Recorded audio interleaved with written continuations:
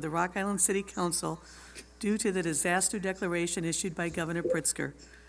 Because of this order related to COVID-19 public health concerns affecting the state and the city, the mayor has determined that an in-person meeting at City Hall with all participants is not practical or prudent. For this reason, aldermen and staff may not all be physically present at City Hall, and physical public attendance at City Hall may be limited. This meeting can be viewed live on Channel 9 for MediaCom customers living in Rock Island or on the city's YouTube channel, www.youtube.com/user/rockislandil/live. Thank you. We need to do roll call. Alderman Clark? Alderman Clark? Alderman Hurt? Here. Alderman Spargettis? Present. Alderwoman Swanson? Here. Alderman Parker? Here. Alderman Poulos? Here. Alderman Geenan? Mayor Chomes? Here. We have a quorum. Thank you. All right, first up is Dari, quarterly update. Looks like Liz gets to do it on her own here. We have our team, right? There you go. Is it okay to take this off? Yes, it is. Okay, great. Last time I was here, I was wearing Hanes underwear. No. All right, well, thank you for letting us come talk to you tonight, and we wanted to give a quarterly update. Actually, the quarter ended December 31st, the last quarter, so what we're going to have tonight is really a combination of the last quarter and then a little bit of this quarter as well. So thank you. Starting off, I just wanted to mention that our new Dari Executive Committee, or Board, was just elected, and so on your screen is a list of the new Executive Board. And we used to have 6 people. We expanded it out to 10. And Troy Green from Crawford is our new chairman. AJ Loss is still on the executive committee as past chair. He's with Bush Construction. Jeff Rose is our new vice chair, and he is with American Bank and Trust. Frank Nowinski continues to be our secretary treasurer. And then John Frederick with Royal Neighbors. Jim Lagar with IH Mississippi Valley Credit Union. Kyle Peters with Daiquiri Factory. Isha Reading with Black Hawk Bank and Trust, Randy Tweet with the city, and then also Greg Thies with Mid-American Energy. So we have a whole new team. We went through an orientation recently, and we're really excited about having this group help lead us as we move forward. And then also our economic development team, we have our full team now. And that's a picture of us between Dari and then also the city, as you know, in our partnership. So Tara is very much a part of our team. We work probably every day together, one way or another. And then, and Stacy, you have all met, I think, at our last presentation. And then Morgan Nissen is our newest member of the team. She is a marketing specialist, and she's right now a part-time position. So we're very excited to have this all-women economic development team right here in Rock Island, Illinois. So as far as the partnership goes, you all know, you're very familiar with what happened in the last year. You signed a 3-year agreement for a new public-private partnership for economic development services.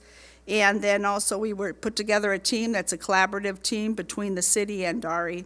And we also located in our office in downtown. That was in November, and it's really a one-stop shop. It's our idea of having collaborative economic development. So whoever needs our help, hopefully one day when we can open up the doors after this COVID, we can have a collaborative space. We have been able to do things remotely and by Zoom on economic development deals, and have actually had our first project management meeting with several of the city departments and then also a prospect. So hopefully one day we will all be able to do that in person.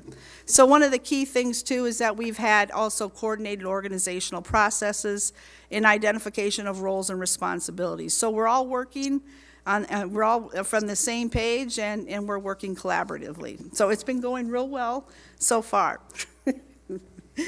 Somebody's going to be taking a little time off, so I don't know what I'm going to do, but we'll get to that later. One of the things, as you may recall, when we signed the service agreement back in March, we put together a work plan that was based on the service agreement, the things that you wanted us to accomplish as a team, the city council goals, and then also the Dari mission. So we put together this work plan based on all of those differing things that we wanted to get done, and we presented that to the council. I think that was in September. And so that's the list of the work plan program areas that we've been concentrating on and focusing in our world of work. So what I'd like to do tonight is kind of go through each of those program areas and let you know where we're at. So the first area is called business resources, and the idea behind this is to have one location for business information and resources for anyone in Rock Island. And so, as you may recall, we developed a platform called Forward, and it's really a database of information and resources that businesses can access on anything and everything related to business here in Rock Island. One of the other things that it's been very helpful to is helping with getting our messaging out as it relates to COVID assistance. And so this, I think, has just been an unbelievable dynamic tool for us to have to provide information and resources to our businesses. One of the things that we have done is we provide weekly updates. It's called the a communication I'll get to that here in a minute, but it's called Free Resource Friday. So we're listing out information and providing anything that's going on for businesses that they might need to know. One of the other things that we look at is this is really like having a whole nother staff person in terms of data and resources and information, getting it out to our businesses. And so a couple of the things that we're supposed to be working on, the business directory is pretty much done. It's an electronic format as it relates to in our Forward database. Right now we have, of the 1,000 businesses, I think we have information on close to 800. So hopefully in the near future we will have that completed. We don't see this necessarily as a printed directory, but we can. I mean, if need be, we can have something available in a print form, but really it's all about getting on the Forward database and accessing information from our businesses. So we really are getting there. We're close to accomplishing that goal. Again, we have 800 businesses that are listed. One of the things the council wanted to do, I think about a year ago, is have us go door to door and really meet with businesses and get their information. Unfortunately, because of COVID, we haven't been able to do that. But what we've done is actually doing outreach with them electronically, getting their information into the database. Hopefully one day we can get out there and meet with them and do more than just gathering information, but understanding what their needs are and how we might be able to help them. And then, again, hopefully post-COVID, that's what we can do, is also with our business connection calls, that really getting out there and meeting with the businesses. So again, the activity, we have had 16 email campaigns through Forward. We have 782 current users, and we've had 42 resources are listed. And what that means is every state, local, and federal resource that we have, that we're aware of, we put into that system so the businesses have at their fingertips information on different resources that they can use. We are working also on the identification of other things that we can do to expand this actual platform. But again, on Fridays, we do Free Resource Friday, and there's an example of one. And basically just any new resources and some old resources, how to apply for grants, for example, especially as it related to COVID. We are working on getting the links, to actual applications so that they can go right in and apply directly through the platform. So far we've had 48 campaigns, and the open average is about 31%, which is pretty good, when you're doing email out to businesses. The next program area is business development, and the goal here is to attract and expand new investment in Rock Island. This is really your economic development core area, and the things that we've identified are listed there within the work plan, things that we want to accomplish. Collaborate with city staff and the chamber in executing business retention and expansion visits. That's a key component of our service agreement, and this is the old business connection calls, if you recall, with the chamber. And so our schedule and list of businesses is pretty much done, and we have been meeting with businesses. I think we've done 6 so far this calendar year. And again, that's in cooperation with the chamber, and those are identified as core targeted industries. And usually we get about 25 business connection calls with the chamber on an annual basis. What we would like to do is also expand that into other areas so that we can, hopefully, as I mentioned, get out and meet with businesses and have a little more formal coordination from our end outside of the business connection calls, hopefully by this summer. One of the things, though, in terms of lead generation, we receive a lot of requests for proposals as far as business attraction goes through the state of Illinois, Intersect. And then we work collaboratively with the Quad City Chamber on when they do a regional response. So we've been working collaboratively with them on that. I'm going to talk a little bit about stats as it relates to the pipeline in that here in a second. So the formal processes, this has been a big key of us working collaboratively. Everyone understands their roles and responsibilities, and then having these core processes as to how we get this work done. So we've been working on that very diligently. We do meet with Tara. We meet as a group weekly, and then program manager and Tara meet weekly, and then we also meet with Randy and the mayor bi-weekly, and we talk very specifically about projects. So I think we're getting there in terms of understanding the different processes. So I do want to talk a little bit about the pipeline and the economic development projects so far, and this is actually since August, so it goes a little bit over from calendar year 2020 into 21. But we've had 17 business expansion projects that we've named, and that means that something we're working on that we're helping with an existing business, very specific as it relates to expansion. On business attraction projects, we've had 21, and that's a little different because, again, that might just be a company that's looking towards expanding somewhere in the United States. We received a lead, and we're filling out a request for proposal. So we've had some pretty good activity in that area in business attraction as well, which I'm kind of surprised because of COVID. I didn't think we would see as many, but that's a pretty good number. And then the breakdown by industry shows that manufacturing is probably and continues to be the most often looked at in terms of both expansions and business attraction projects. Logistics and warehousing distribution, we're seeing a little more activity in that area. We feel that might be related to this new world of post-COVID and the need for same-day delivery, distribution centers, those kinds of things. So we're seeing a little more in that particular industry. In office and professional services, we've had 7 projects. And again, that's a little interesting because we thought post-COVID, everybody's working at home, they're working remote, that maybe we won't have the need for office space, but we're seeing that, yes, there is still that need for businesses to look at new office space. And then service and retail is another area of 9. We've had 9, and then ag tech and food processing. So again, as I mentioned, a lot of our business attraction leads come in from Intersect, and then also we work collaboratively with Quad City Chamber in submitting those. As far as business expansions go, I do want to mention for 2021, as far as pipeline goes, we have 5 manufacturing companies that we're working with currently that have serious expansion plans. And we also have then a new $30 million government facility that I think we've all been reading about, potentially downtown, as far as potential expansions or new development.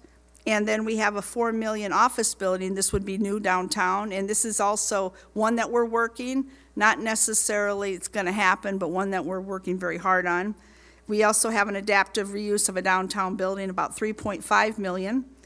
And then an industrial park project of a little over $2 million that it's a redevelopment plan, basically, and if it does go forward, it could potentially be a $20 to $25 million project if they land a prospect that they're working with. As far as downtown goes, we worked with Randy and the mayor and the city council in identifying potential projects with the TIF money. There was about 3.9 million, and we went through some applications, and then also identifying needs through that downtown TIF. You know, what can you possibly do with that TIF money? So this is kind of a list of the things that were awarded, as you know, by the council in December. But with that comes, there's 6 business grants or 6 business expansions, and then also the continuation of a facade program, a downtown infrastructure, and then also the downtown management contract. So some of the TIF money has gone for that. And then I do want to identify this, and I've been saying this, I think, for probably a couple of months now, but even during a pandemic, we had 34 businesses investing in Rock Island in 2020. And we've identified over 70 million in investments. And so to me, that I think is a big win for the community as you look at the fact that even during these tough times, we have businesses who are committed to Rock Island and wanting to continue to do expansions here. So that's all. I just love showing that list because it's really, I think, a very positive indication of the commitment of our businesses. So the next area is business corridors. This is College Hill, Hilltop, 11th Street corridor. Originally, there was discussion of the downtown and in looking at some opportunities there, but as you know, there has been a downtown manager, and the city's putting money into really putting together a downtown program. And so we are no longer going to be doing the day-to-day work as it relates to downtown, but we, of course, are going to be working in partnership as it relates to economic development, inventory, helping fill those buildings, those kinds of things. And the other corridors, we really haven't had an opportunity to get out there yet, but we're hoping that in the next month or so we can meet with the groups. They haven't been able to meet because of COVID, but we would like to get out there and hopefully come back in June to you folks with some recommendations as to what we think we could work on within those corridor areas, and then also working with all of the departments within the city as far as other things like zoning and then infrastructure, those kinds of things. So we'll be back hopefully in this summer and talk a little bit more about that. The next area is product development, and this is a key area to attract new development in any community and also to help existing businesses expand. If we don't have the inventory, the buildings, the sites, and all of those kinds of infrastructure, then we're not able to land deals, and we're also not able to always help our existing businesses expand when they need to. So this is really a big area for us, and we're looking at, so LOIS, Location One Information System, is our database, and we're looking at updating and last week, Tara and Stacy were even out looking at some of the properties because we do have some old information in there. So we can update our database, but then also as it relates to identifying potential sites. What can we do as far as helping identify core properties that we want to market, including 11th Street, what is it that we want to do there, and then also having marketing of those sites to future prospects. So this is a really big area for us to concentrate on. We hope to have by this spring or by May identifying 2 core properties that we really want to work on, and that it would entail aerials and collaterals and marketing and understanding really what's in the site so we can market it on a national scale. Some of the other things with the real estate brokers, we've talked about a social, getting together with them and talk about what's going on here in Rock Island and what are some of the things that we could work collaboratively on. That's one of those things that we're probably going to do one-on-one with the different firms first, just to kind of talk, and then bring them all in together to hopefully do a social later this, probably early summer, after we've had an opportunity to meet with them. But again, our inventory depends on the input from our broker community and understanding what's out there and keeping everything up to date. So that is on our top of mind, and we hope to have that done here shortly. One of the other things is the vacant properties recommendation, and I know Miles has been working on this, as well as ProChamp. Is that the ProChamp? And so what do we do with these properties? They can also become a part of our inventory as we market and everything. So that's something that we are working on. The next area is housing, and there's a couple of things here. The council wanted to see a residential programs guide, and I'm going to show you a draft here a little bit that Morgan Nissen, now that she's on board, she's able to start working on some of these collateral materials. So we're going to have that done by the end of this month and bring it back to the council. A new residential housing development, I think we're looking at a study session in June or July, I can't remember, to talk a little bit about some ideas that we have. And then one of our key areas is just sharing information about the home buyer programs, Live, Work, Rock Island. I'm going to talk a little bit about that in a moment, but those things that we have available to promote, from a business perspective, we have an incredible tool for talent attraction and retention through the Live, Work, Rock Island program, as well as some of the home buyer assistance. So our job is to promote them, and we're putting together some more collateral information so we can really get the message out there. Also, like with Live, Work, having the information for our employers when they're doing recruitment for employees, having that information in their packets so that the potential workforce can understand that you move here, we have some good tools for you in terms of housing. We are also planning to come back, I think, in July with incentive recommendations. Is that right? Yep. Okay. So one thing on Live, Work, Rock Island, there's just a list of the 2020. We had a historical year in both Live, Work, Rock Island, and I believe also in the home buyer program. But we had 30 home buyers that were closed in 2020, and that was about $186,000 in down payment assistance and closing assistance that was provided, but that generated almost $3.2 million in real estate transactions.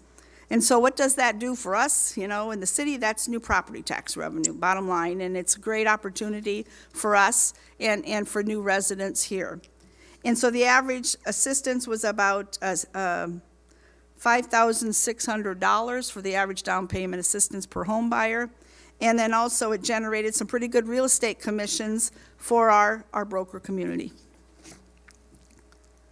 Now the big home buyer milestone is that we hit 800. And this again, this is actually through growth, but Dari helps participate financially in some of these programs, and then again, we market and promote their programs. So this generated, the 800th home buyer milestone was reached, but it has generated $15 million in down payment, closing costs, and rehabilitation assistance invested in the city of Rock Island over this last decade. So that's pretty incredible when you look at the type of investment that we're making here in Rock Island for the residential community. And then the homeownership classes, I'm sure most of you know James, and he's an incredible, he provides classes on the weekends. He's just a really good cheerleader to help people get through the home buying. And then also afterwards, what do you do to make sure you can maintain your home and those kinds of things. So great program, and we're very proud of the fact that there's 800. And then you can't read this, and I apologize, and this is actually a draft, but Morgan is actually working on the rough draft of the Housing Residential Resources Guide, and this is just the start of it, but it's going to talk about more than just Live, Work, Rock Island, but all the city's assistance programs, Project Now, anybody that has programs available to a resident in Rock Island, we will have that in the residential guide. Again, this will be back to you by the end of March. The next area is financial assistance, and again, I'm going to show you here, develop a comprehensive business guide. Morgan is actually working on that, and we have a little draft slide to show you. A resource guide, she's also working on that, and I think both of those will be done by the end of this month, and it'll come back to the council for review. And then we have been serving as an initial point of contact in promoting what financial assistance businesses can get here in Rock Island. That Forward platform, as I said, has been an incredible tool, and it's all in one spot, and people can go in and figure out what it is we have here to offer. And then as far as coordination goes, a low-interest loan program is something that the council has talked about in the past. We're going to come back in the study session in June and talk a little bit about some of those recommendations. Again, as I said, maybe some incentives as well. And then educational programming, especially there was some interest on succession planning. We've been talking to the SBDC on some of those areas. Right now, we're gathering information and resources to understand really what can we provide. And maybe it's more than just an educational session. Maybe it's, we put that on our business connection call interview. You know, ask about succession. Are you planning to retire? Do you have any, plans for employee ownership or whatever it might be? But put that into more of a communication tool or even a survey to our businesses to really understand what is the need, and then do referral as it relates to programming that they might take advantage of. There are a lot of businesses who do that for a business here in the Quad Cities, so we can also, maybe if it's just lining them up with the right folks. So I do want to talk as far as financial assistance, what's been going on. As you know, round one of the COVID emergency grants, there was about almost 141,000 went out to all of these different companies here, and at the time it was, I think, a maximum of 2,500. It was a pretty competitive program, 147 applicants, and that 41 were funded through the city, and then Dari also funded 28. So it was a great program, well received. Again, it was a collaboration. If you recall, the partnership agreement was signed on March 11th. On March 13th, the world shut down, basically, because of COVID. And then within 3 weeks, the city of Rock Island got all these out, this grant program out the door for businesses. So that's a pretty incredible statistic when you think about how fast the resources that you received were out the door to businesses in the community. So something to be very proud of.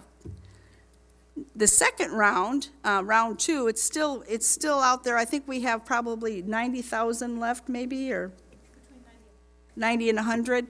And so this is where we're at in terms of awards so far. There have been 121 applicants and 52 complete or incomplete applications. And so there have been 36 approved. And this one's a little different in the sense that you could get up to $10,000. And so this is the program, or the ones that have received word. It'll keep going until the money's out. So it's so far it's been a pretty good program and a lot of work, right?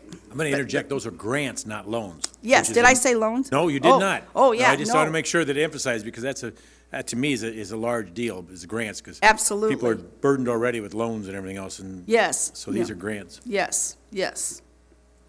And then there are some loan products that we work with. Bridges is under the umbrella of economic growth. Some of you may know Frank Perez, and so we've been able to refer some of our clients to these programs.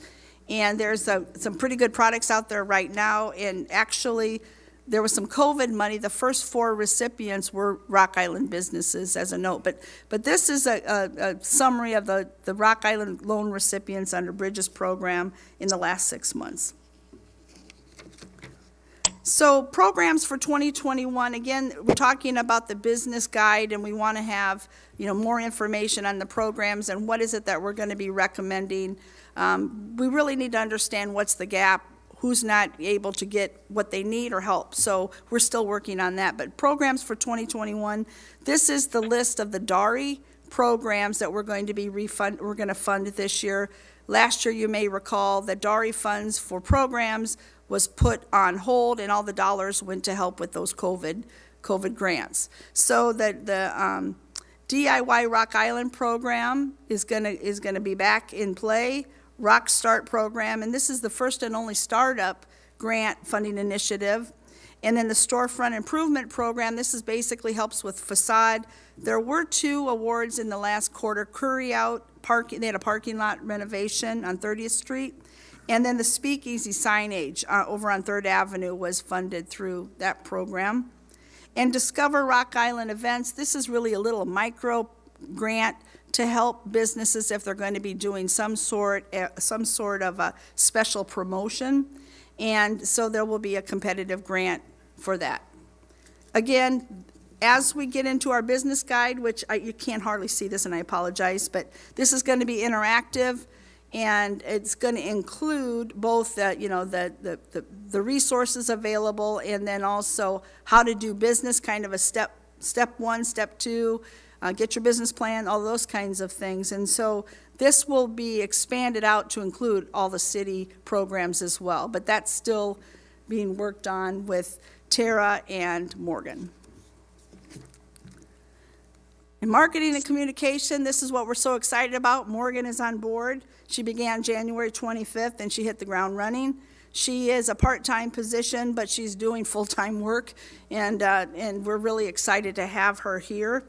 The comprehensive marketing plan, we're going to have that to the council in June. What we've told Morgan is, we want you and your expertise, take a look and see what we're doing and what we're not doing, and then let's start developing a plan based on that. And so we're going to give her a few months to actually get to know us better, and then come back to the council with, this is what we're going to be doing in the marketing plan. And as you can see from those guides and in those drafts, she's already started looking at things that we can pull together as far as a business guide goes and the resources. She's working on the website, and she's also doing a, I'm going to go over here for a minute. She's also just did a local love campaign, and the idea behind this was to do any promotions for, it started out as bars and restaurants, but then we opened it up to really retail as well. Any promotions, we want to get the word out and get our residents to get out and support our businesses. So this is going on right now. So far, we've had 25 businesses participate. And the other thing, we really like this campaign, and actually it was Randy's idea, and to get something out there to help the bars and restaurants. We really like this campaign, and it's been successful, so we're going to start doing more promotions. Like we're going to do another one in the spring, maybe another one in the summer, just depending on the activity. We have something going on right now to list out like corned beef and cabbage and other things going on as it relates to St. Patrick's Day. This weekend is actually, the parade is going to be now in August, but still we want to be able to promote things that Rock Island businesses are doing. So they have an opportunity. This is all free promotion and marketing. So it's been a great opportunity to help get out the word. And then the other slide I had there is that, just a reminder that we did do the Resiliency Campaign in partnership with the city, and we had 5 videos developed. They're still on all of our websites, and it was really talking about resiliency as it relates to our businesses. There's bars and restaurants and park and recreation and all sorts of different things. So those are still out there, and they're really still relevant. So we're, I think that's all on Facebook too, right? So the other areas is our partnerships, in that how important it is, economic development team, sport, right? And so we have identified those things that we need to be doing as it relates to our partners, roles and responsibilities, and all of those things. So one of the big things is to report to the council on a regular basis. That's what we're doing right now. I do know that we send out, I think, your quarterly dashboard that gives kind of the numbers of metrics of what we're doing.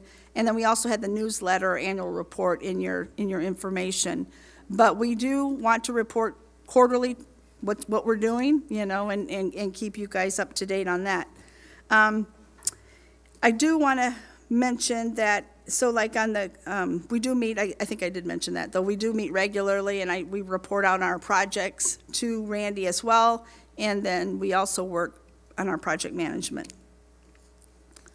So that's the work plan. But one of the things, if you see in there, we want to take opportunities when we can, educational opportunities for the council.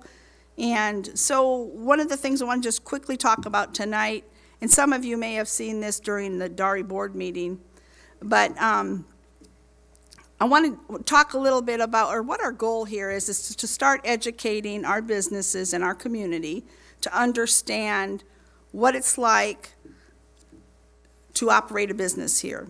There has been a lot of stuff over the last few years that, oh, it's too expensive to run a business in Illinois. You know, oh, the climate, or this, or that, or whatever. And so one of the things that we want to do is educate people on what it really takes, perception versus reality, to operate here. And then our next step is going to be educating on quality of life differences, and then those kinds of things. So we can, at the end of the day, say, you know, it really is, there's a perception, it's not reality, right? And so we're basing this on data. So what we did is we did a manufacturing business case, and it's we took the operational costs, and in working with Janelle Wolber at the chamber, there's a data modeling. It's called MetroComp, and so you can put different factors in there, and then you it'll shoot out what the cost differentials, not just here in our metropolitan area,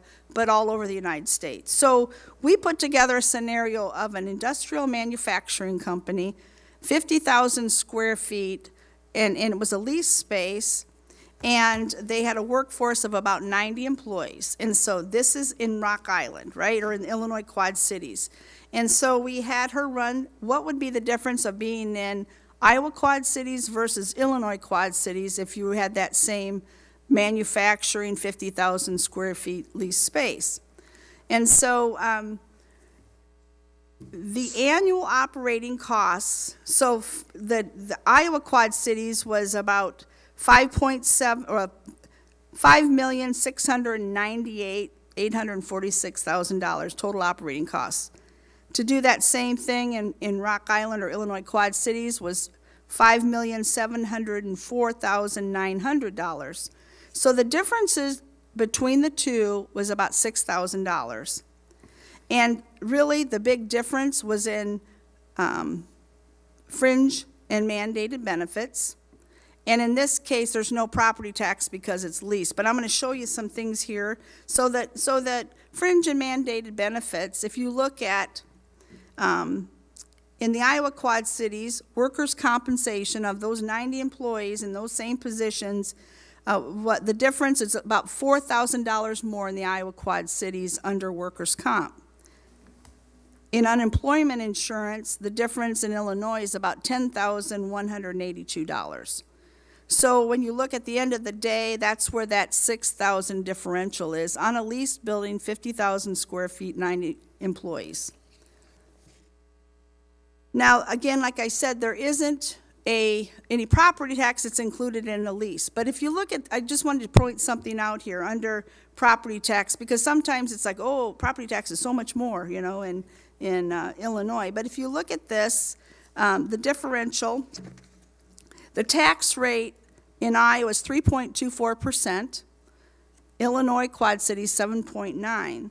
But now if you look under the real tax assessment ratio, because if you got to remember, in Iowa they're at about 90% in the rollback, and in Illinois it's 33 1/3, so, or 33.33.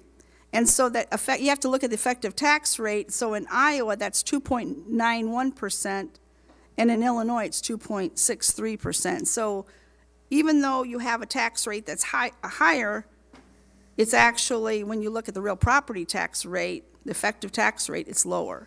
And so we're going to show you a couple of examples here. So you take the same scenario, but instead of a leased building, they purchased the building. So you look at like the mandated fringe benefits. Again, there's that $6,000 differential. Building and lease payments are the same. Iowa and Illinois or Quad Cities, we have the same market. But you look at the property tax. So in Iowa Quad Cities, it's $35,408 on a purchase if you purchase that building. And then in Illinois, it's $31,992. So the differential there is about $3,410. So in this case, the cost differential with the purchase building in Illinois Quad Cities is $2,639. Not a whole lot of difference if you purchase the building. So the last thing I wanted to show, same scenario, 50,000 square feet, you know, same employment numbers and all of that, but it's a new construction. And so, same building, but they built it. So if you look at fringe benefits, again, same, 6,000. Building lease payments, now this is where it's a little different. You've got, in Illinois Quad Cities, because this is, you're purchasing, or you're constructing the building, so in Illinois Quad Cities, it's 699,389, and then in Iowa Quad Cities, 690,112. But you look at the property tax of that building because of the new construction. In Iowa, it's 170,565. And then in Illinois, it's 186,272. Excuse me, that was backwards, I'm sorry. In Illinois, it's 175,65.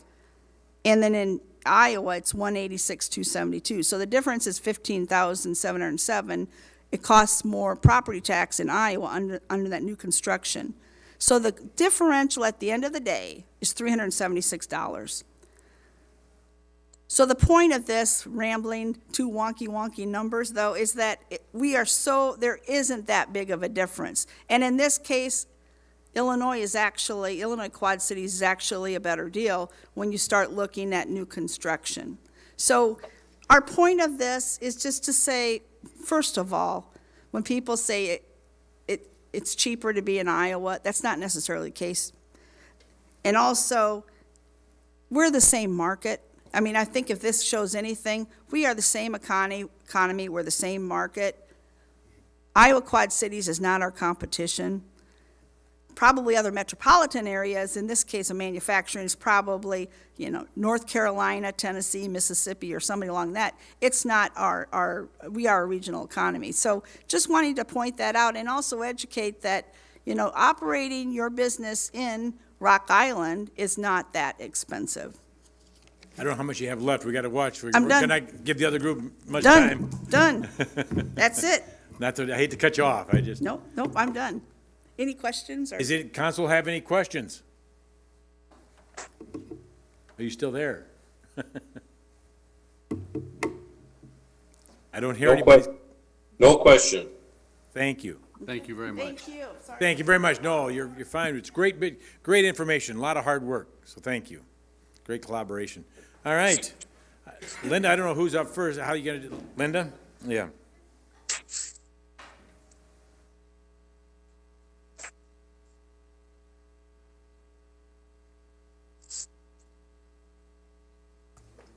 I have to follow such pretty slide presentations. But we'll get through it. All right. Do I have to move this, or Tim, are you going to, do I? Oh, so, okay. All righty.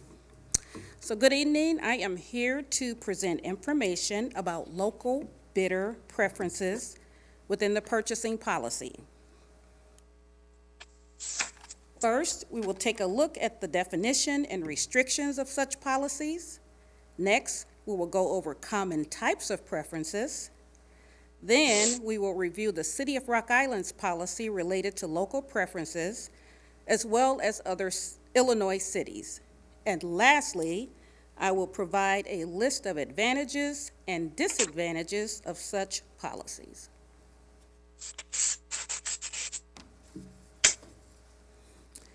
Okay, so local preference can be defined as any advantage given to bidders in competition for a local contract, which may be awarded based on pre-established criteria. The policy typically applies to vendors who have offices, storefronts, or factories within a specific region, for example, within a state, county, or city. The goals of the policies include increasing participation from local vendors, creating local economic growth, and ultimately keeping tax revenues within the range. The federal government does not allow any localities to use local preference on projects that depend on federal dollars for their funding. Next, let's review some common types of preferences. In a tie bid preference, if all factors are equal, the award goes to the local bidder versus the non-local bidder. as seen in the example below. In a percentage preference with caps, local vendors receive a reduction based on a percentage up to a certain amount. In this example, a 5% or $5,000 preference is applied to the local bidder's amount, reducing it to $520,000. However, the contract would still be awarded to the non-local vendor because they would still have the lowest bid. Percentage preference without a cap. The local vendor would receive a $26,250 reduction in the bid and would be awarded the contract. However, the local vendor would still receive the full bid amount of $525,000 for the services performed.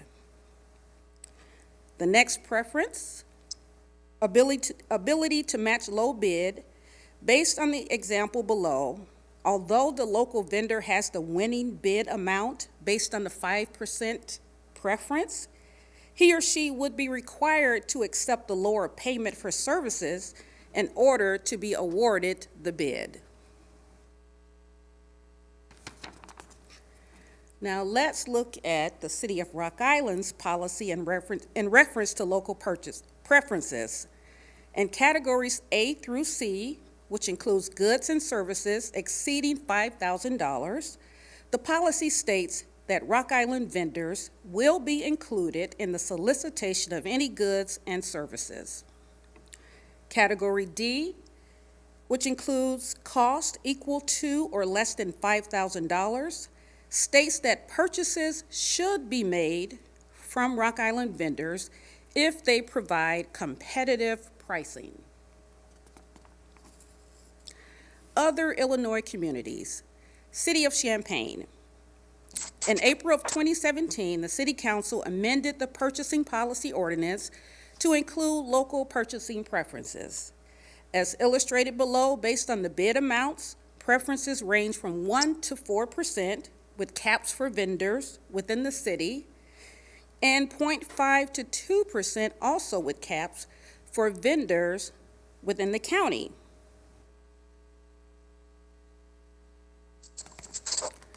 On this page, I attempted to provide examples based on specific bid amounts.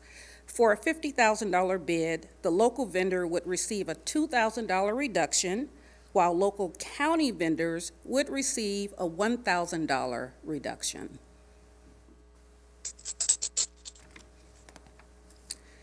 The Village of Orland Park, the Village of Orland Park also provides a percentage range from 1% to 2% and a cap of $20,000 for bids greater than $2 million. And I'm going to try to rush through the rest of this so Mike has enough time. The City of Rockford has several local bidder requirements. Number one, individuals or businesses must have been established within the counties for at least a year prior to the deadline for submitting bids. Number two, must have paid a minimum of $5,000 in sales tax 1 year prior to deadline. And number three, at least 50% of workers must reside within those counties. Rockford will adjust local contract price by 5%, but not by more than $20,000.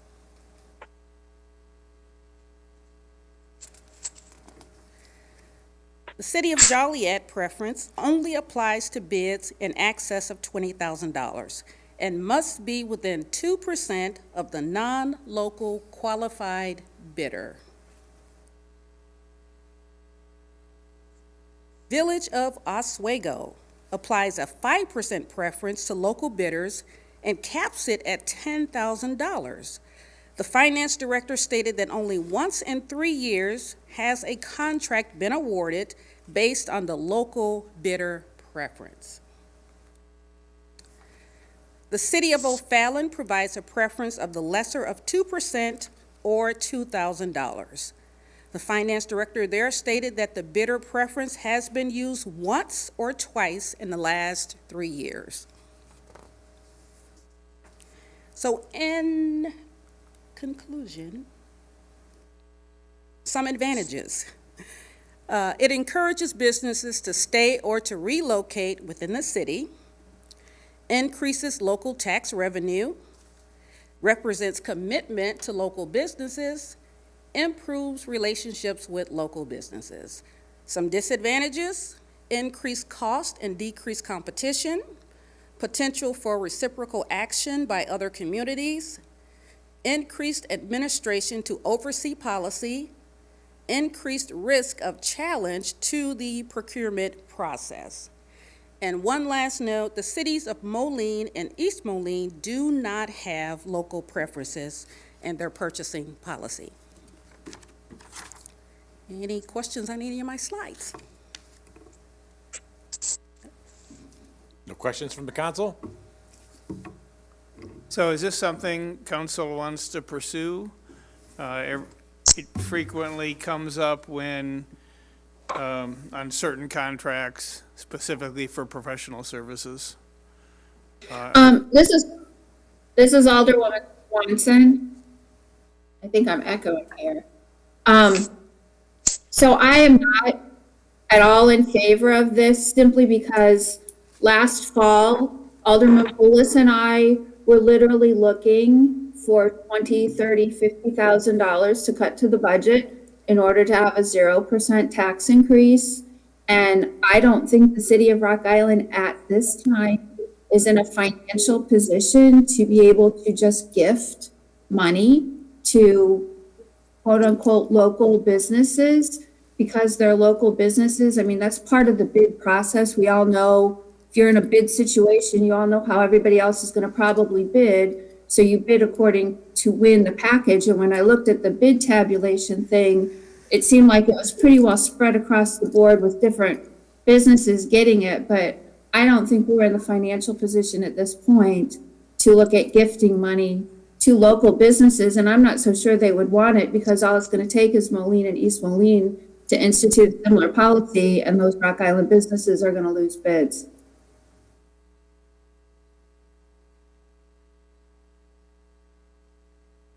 Any other comments, questions? Okay. Thank you, Linda. Well, this is Alderman Parker, and I will offer a dissenting opinion that we should be pursuing this policy. Like you say, Randy, it's come up time and time again. We can have limitations on it, but we should be prioritizing giving Rock Island tax dollars to Rock Island businesses. So why don't the aldermen contact me individually and just give me their preferences? And if it looks like this is the way the council wants to move, we can bring back a proposal. There are some things in here, though, that that weren't listed here that I would like to include in that, and I'll contact you personally. Okay, sure. Mr. Bartels. Good evening. I'm going to speak on the responsible bidder ordinance tonight. Randy asked me to put together this discussion in conjunction with Linda's presentation, because they kind of go together somewhat. So I will go through this here quickly, so I know we're short on time. To begin with, what is a responsible bidder ordinance? So responsible bidder ordinance is a policy that sets minimal requirements for all contractors bidding on publicly funded projects. Typically, these requirements include proof of participation in training programs, proof of certificates of insurance, pre-qualification surveys, compliance with all local, state, and federal laws. RBOs are a qualification-based approach to construction contracting for public entities, and RBOs ensure that local governments hire only professional, competent contractors that provide the highest quality work to complete taxpayer-funded projects safely, on time, and on budget. So why the need for an RBO? A responsible bidder ordinance is an acknowledgement that government should consider benefits in addition to cost. RBOs protect taxpayers by setting minimum standards and awarding projects to the lowest responsible and responsive bidder.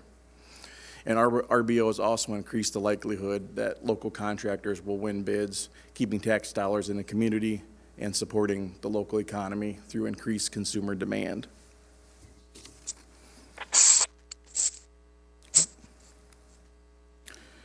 So a little background on our own RBO for Rock Island is, this was presented in a study session in 2016 for Rock Islands. It was approved in November of 2016. Our RBO application is a 16-page document that has 24 questions. Some of those questions have sub-questions within those questions, but, and I have it here in front of me, not that you all can see it on remotely or in front of me here, but this is the application packet that goes out with our construction projects. And it's pretty in-depth. I think it's a well put together application for bidder requirements personally. And so this next area here is straight out of our own city ordinance that defines the responsible bidder, and that is the definition of responsible bidder is expanded in the case of bidders for construction projects, new facilities, or renovations of current facilities, and road projects over $20,000.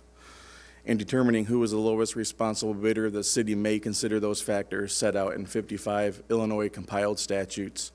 And additionally, the city may also consider the following factors in determining who is the lowest bidder.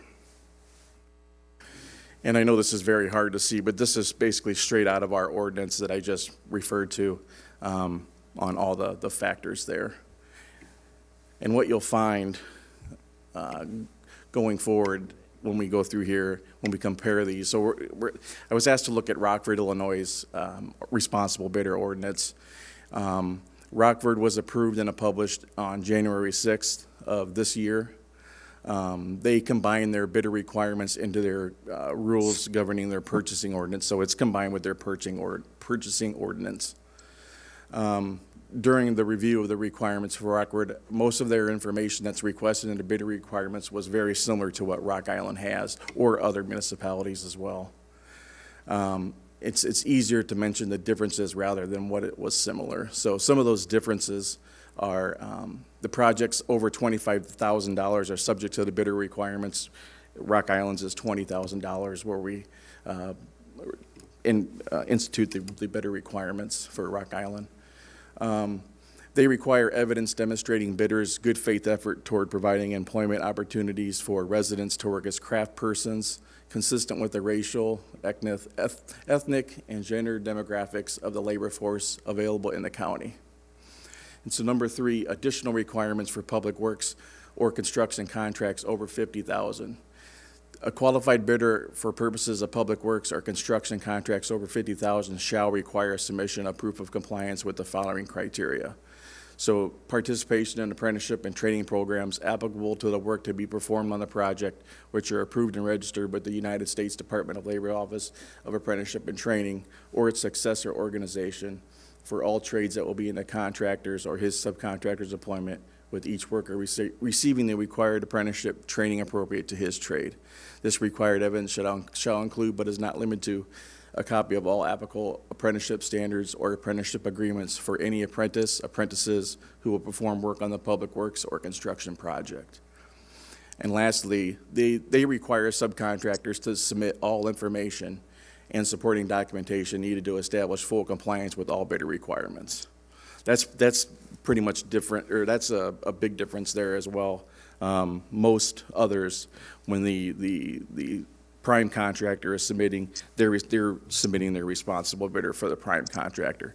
Most generally, that's not asked of a subcontractor. So if you were going to be in Rockford and your subcontractor was going to do work, before they can commence work, they have to comply with all the bidder requirements that we would ask for, or that they're asking for. So that's a pretty big difference.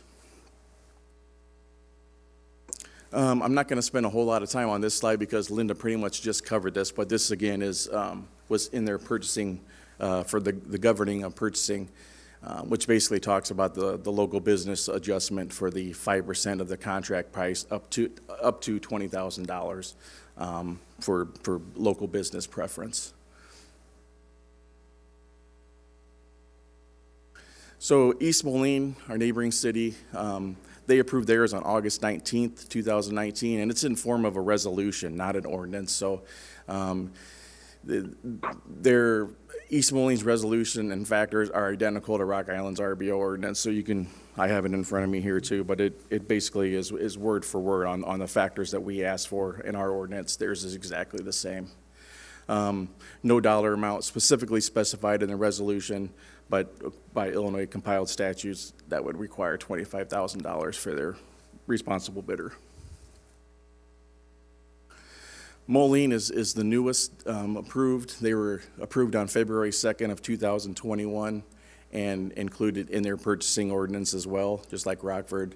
Theirs a little different. They start at $75,000 for their responsible bidder for as far as projects go. And all factors regarding the bidding requirements are the same as Rock Island besides those. The differences are these 3 points here. The bids shall be unconditionally received without alteration. The city may also research and consider publicly available information about the bidder that is relevant to the published criteria. Let's see, the Director of Engineering is authorized to develop on an annual basis a list of qualified responsible bidders for the purpose of soliciting bids and making a market for the contracts proposed to be let by the city. Following completion or termination of any contract let under this section, the city engineer assigned to the project shall, together with the Director of Public Works, evaluate the performance of the contractor and prepare a written report to the Director of Engineering that shall also be available to the City Council, and the Director of Engineering may consider that report as a preliminary memorandum for the Director's use in evaluating and updating the list of pre-qualified responsible bidders. So I thought that was a good thing to have and mention here. We do allow contractors to keep a responsible bidder on file. They can do that ahead of time. They don't have to do that while they're bidding on a project. But we don't go to a city council and submit that information. So, but we do obviously have that information. And lastly, the Director of Engineering shall present all recommendations to disqualify a contractor as not responsible for any project let under this section to the city administrator who, after consulting with corporate counsel, shall make the determination as to whether the bidder is a responsible bidder. Any bidder that the city administrator determines is not responsible may have the right to appeal to the full city council unless exigent circumstances concerning the timing of the work to be performed that was the subject of the bidding process makes such an appeal impractical. So with that, if anyone has any questions, but I know we're tight on time here. We got about 10 minutes. Yep. 10 minutes to officially start. We might need a little break. Any questions, council? Nope.